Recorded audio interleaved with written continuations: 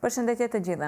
Gjatë momenteve të vështira, sidomos gjatë krizave apo traumave të ndryshme që mund të përjetojmë gjatë jetës, jemi më shumë të nevojshëm për njëri tjetrin. Në ato momente realisht e kuptojmë se çfarë do të thotë njerëzimi, çfarë do të thotë humanizmi dhe se sa është e nevojshme që në fund të ditës ne të kemi mirësi, të gjendemi pranë njëri tjetrit, që më lehtë ndoshta t'i kalojmë edhe momente të vështira.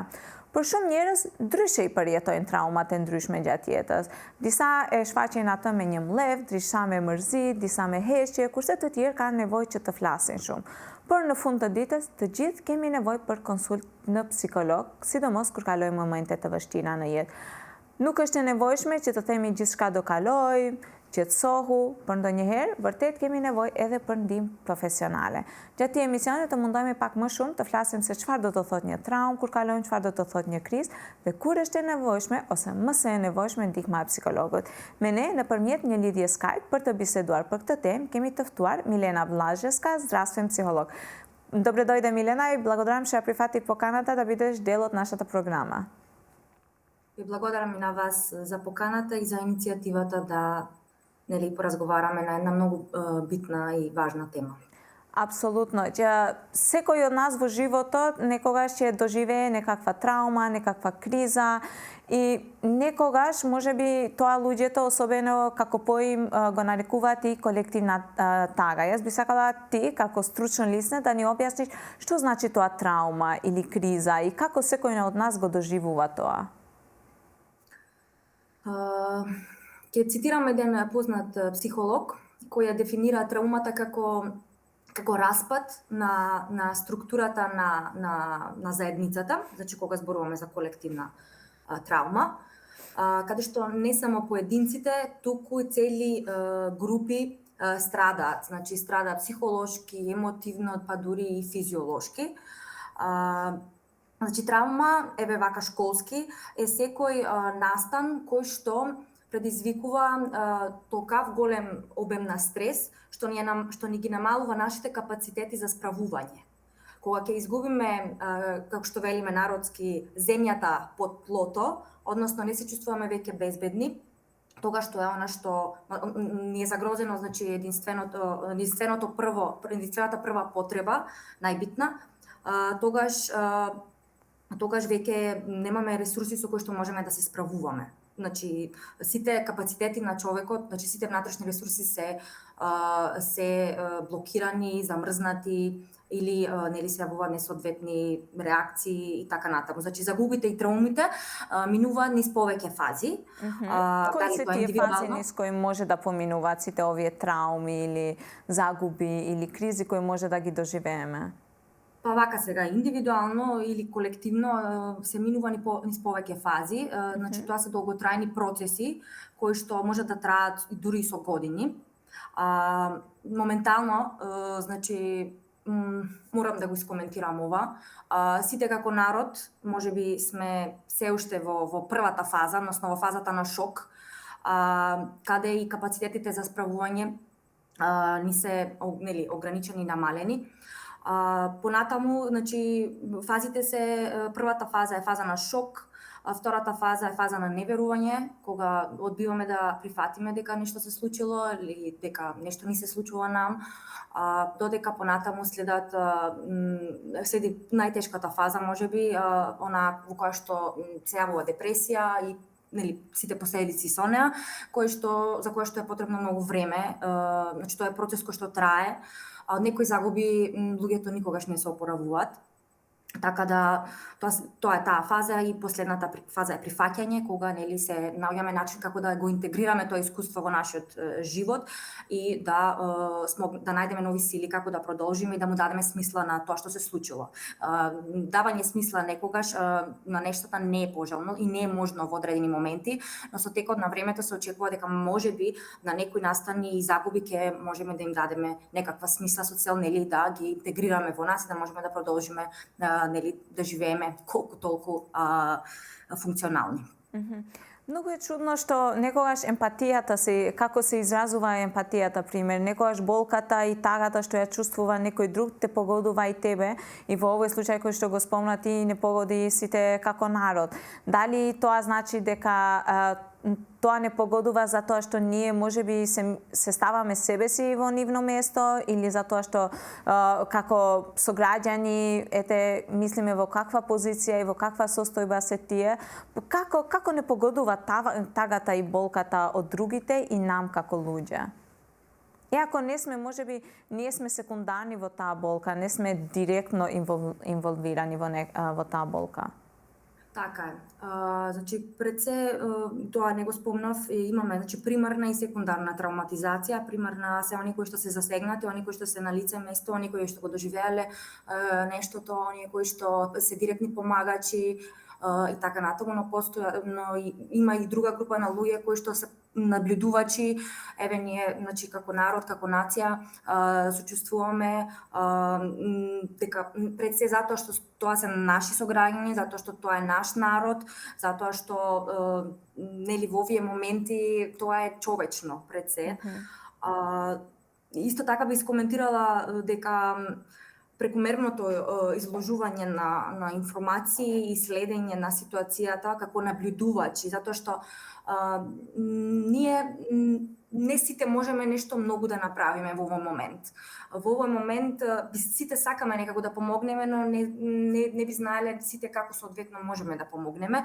Со тоа мислам дека повеќето од нас се изложуваат на информации, читаат, гледаат вести, цело време коментираат, се со цел мислат дека така уствари помагаат и дека нешто прават во врска со тоа, значи контролата им е надвор.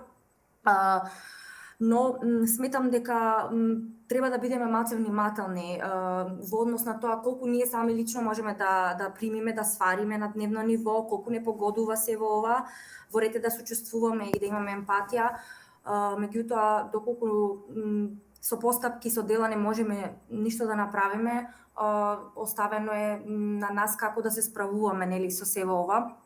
Така да мислам дека треба да внимаваме колку енергетски ние се штитиме во целата ова ситуација, со тоа што нели да ограничиме колку гледаме во текот на денот, да си кажеме еве денес гледав пола сат, 1 сат или ќе ги гледам само главните вести, нема да следам на. Дали тоа значи дека треба да во овие случаеви да се ограничиме колку гледаме вести, колку сме изложени на социјалните медиуми, колку пратниме вести, всушност тие може негативно да ни влијаат на нас и на нашата психија? Да, јас во никој случај не сакам да бидам сватена дека не треба да гледаме, меѓутоа да видиме колку ние самите можеме да се носиме. Затоа го употреби зборот да се ограничиме, мислам, да биде тоа не цело време изложување, не цело време. Да не ни стане целиот живот од кога ќе станеме до кога ќе легнеме со целава ситуација.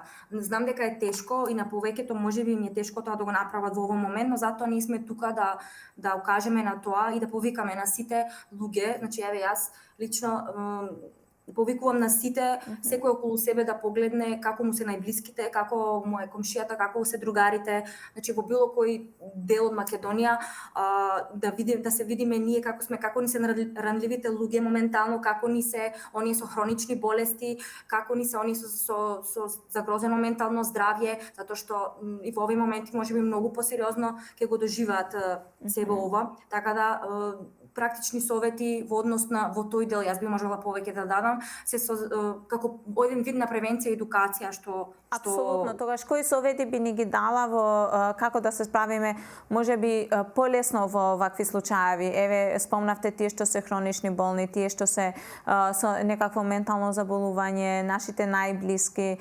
Како тие практични совети би ни помогнале во вакви случаеви? Па јас ќе охрабрувам сите блиски сите луѓе кои што познаваат такви луѓе да разговараат со нив, пред се да разговараат за ситуацијата. Значи во никој случај не треба да молчиме за оваа ситуација и не треба не треба туку да се потрудиме да не ја потиснуваме. Затоа што треба да се зборува, болката мора да излезе, мора да се исплаче, мора да се каже кој како се чувствува, што мисли, значи да не живееме во вакуум.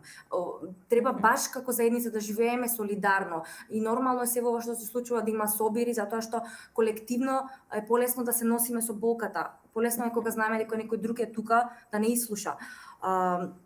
Така да мислам дека баш на сите луѓе кај кои што би можело, кај што мислите дека може да има некаква промена во овој период, да ги посматрате, односно да бидете присутни тука за нив доколку се јави некаква потреба, да бидете тука присутни, да го изслушате, да го прашате како е, дали пиел терапија, дали јадел, дали спиел, дали не знам, каков му е сонот, дали е сконцентриран, дали може да оди на работа, дали може да се фокусира на работните обврски. Како се справуваат сите родители со своите деца, тоа е една посебна тема, јас мислам, која што треба да се разговара, пошироко, затоа што заслужува поголемо внимание. Така да во тој дел јас тоа би го кажала. Не знам друго што би сакала да ме прашаш. Овие се прашаш. практични совети затоа што навистина некогаш еден разговор со една другарка, еден разговор со еден колега од работа може да ни помогне и то како. Меѓутоа, јас верувам дека во вакви случаи особено ни е потребна поддршката од психолог. Кому му е најмногу потребна поддршката на психолог? На кого ние треба да му советуваме дека треба да посети психолог барем за еден разговор, да му олесни, пошто не секогаш може се да споделиме со нашите најблиски, може би од причина што не сакаме да ги загрижиме дополнително од тоа што го имаме внатре или што не боли или што не загрижува во такви моменти. Од моето искуство јас можам да кажам дека не можеме на никого со сила да го натераме да отиде на психолог. Тоа апсолутно да, меѓутоа да го советуваме, можеби со разговор да го убедиме дека треба да посети психолог. Да, точно. Тоа е убаво, но многу е битно како го правиме тоа и на кој начин. Доколку сметаме дека на некому му е потребна психолошка поддршка и помош, а ние не можеме, како пријатели, да се справиме со тоа или не знаеме како или не умееме, според мене најубаво би било отворено да се каже, да се праша дали мислиш дека можеби би било посоодветно да се обратиш на психолог кој би можел да разговара со тебе во однос на тоа и тоа. Или дали си спремен да посетиш психолог или психотерапевт. Што мислиш за ова, да пробаш, да видиш дали можеби тоа ќе ти помогне. Значи сите тие прашања да бидат упатени вака во оваа насока, како во вид на прашање, никако во вид на ти мора да одиш на психолог, оди на психолог, тебе ти треба психолог, затоа што тие може да бидат... Дали можеби ако им ги кажеме овие зборови на некој начин како да ги тераме или да одат на психолог, може негативно да влијае на нив и токму поради тоа тогаш да одлучуваат да не посетат психолог. Дали можеби некогаш кога сакаме да направиме нешто добро, употребувајќи несоодветни зборови, може негативното да го добиеме. Точно, да, се согласувам, затоа што многу е битно начинот на кој што ги кажуваме работите, а не што кажуваме. Значи, можеби преку разговор и дали ова што не можеш да го споделиш со мене, сакаш да го споделиш со некој стручно лице или можеби нешто што не може да излезе на пријател, не сакаш да ме загрижиш мене, дали сакаш на разговор, интимен разговор помеѓу две, да им објасниш. Пошто верувам дека многу важно во вакви случаи е колку му веруваме еден на друг, колку ќе му веруваме на едно стручно лице. Да, тоа е посебна тема која што ќе ни одземе многу време сега која разглобуваме, затоа што луѓето кои немаат посетено психолог не знаат што да очекуваат и тоа е многу нормално, им е нешто непознато кое што можеби се плашат да го направат. Сепак потребна е храброст за тоа. А постојат и луѓе кои што имале можеби негативни искуства со психолози, па повеќе не сакаат да посетуваат, односно изгубиле довербата. Има и така. Но има и многу задоволни кои што посетувале со години, па се многу задоволни. Така да тука нема некое, да кажам, се зависи од индивидуата колку е спремна сама да преземе одговорност за себе и да проба да најде начин како да си помогне. Но да дадеме некој совет или можеби да им кажеме на сите тие што не гледаат во овие моменти, како би ни помогнала поддршката од психолог во вакви случаи? Па се тоа досега што го кажав, да го сумираме, пред се практични совети од типот на да се зборува на темата, да се зборува на се она што не загрижува и се она во моментов што не преплавува. Дали со пријател, дали со семејство, дали со било кој што му веруваме. Да посетуваме повеќе време во природа, колку што можеме да се приземјуваме, односно да пробаме да бидеме присутни во моментот и во сето она што се случува во моментот.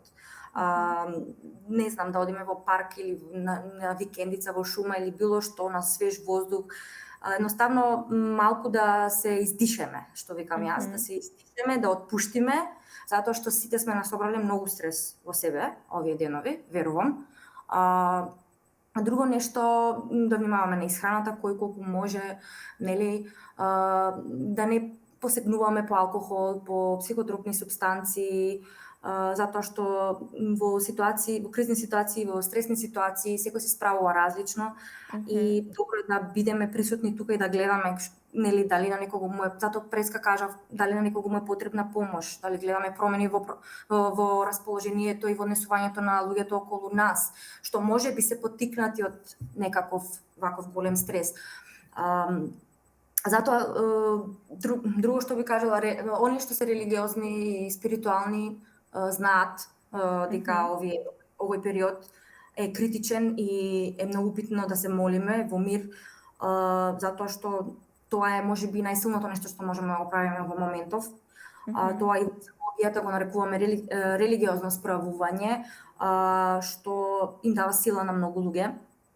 Така да исто охрабрувам кој умее, кој има желба, кој е религиозен, да го прави тоа со молитва, едноставно да се молиме сите за секој за секого, за да добиеме да стигнеме до едно колективно исцелување, што би рекла јас, кој што ќе трае долго време. Така да друго не знам. Значи природата, значи секој различно, од тоа што вие го кажавте, јас разбрав дека секој различно можеби се справува, меѓутоа секој од нас треба да најде начин на кој можеби ќе му олесни некако таа тага, тој бес, тоа што го чувствува од внатре, да го изнесе на некој начин, дали природата ќе му помогне, дали религијата, можеби спортот помага во вакви случаи. Едноставно секој од нас различно се справува и со стрес, и со тага, и со тажни моменти, и со болка, меѓутоа секој од нас треба од внатре да си го најде тоа што ни помага. Точно, исправувањето е многу битна тема моментално, затоа што и гледаме различни емоции овие денови. Значи, еве јас лично ќе кажам, моите емоции се цело време осцилираат, значи од тага, па бес, па гнев, па пак тага, па едноставно верувам дека тоа во вакви моменти се случува кај сите. Затоа не знам, некој се справува со тоа, едноставно се справува со, не знам, ќе се исплаче, некој ќе почне да зборува, некој ќе има напливи на бес. И сето тоа е во ред. И сето тоа е очекувано да кажеме. Дали сето ова што го чувствуваме во вакви моменти е во ред, да чувствуваме или да се исплачеме, или да чувствуваме бес, или да чувствуваме гнев, или разочарување и се тоа, дали е нормално тоа? Тоа е најнормално и најприродна реакција на се што се случува, затоа што не постои правилен начин на справување и на тагување. Нема правило. Тука секој човек тагува различно и секој доживување искуство е валидно. Не треба никого да осудуваме за начинот на кој што тагува и се справува. Да. Дали некогаш овие емоции што ги кажавме, што не ги чувствуваме од внатре, може да ни даваат и физички тегоби, па да имаме потреба да посетиме и лекар? Па да, тоа во психологијата ние го викаме психосоматика, односно холизмот кажува дека нели телото и умот се поврзани. Така да се што чувствува умот, тоа се пренесува и надолу во нашето тело, така да ова не е нешто непознато во науката.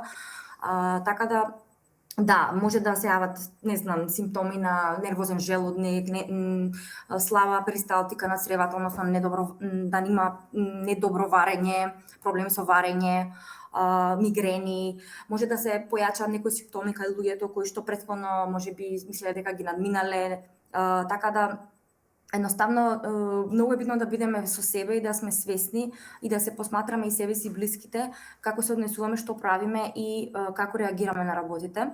Се со цел нели да бидеме навремено, доколку има потреба навремено и нам да ни се пружи психолошка поддршка. Да. И за крај би сакала да те прашам колку е важно во вакви моменти да бидеме еден покрај друг, да бидеме поддршка еден за друг, за се тоа ова на некој начин, иако не може лесно да се помине, да полесно да можеме да се справиме еве со сите овие ситуации.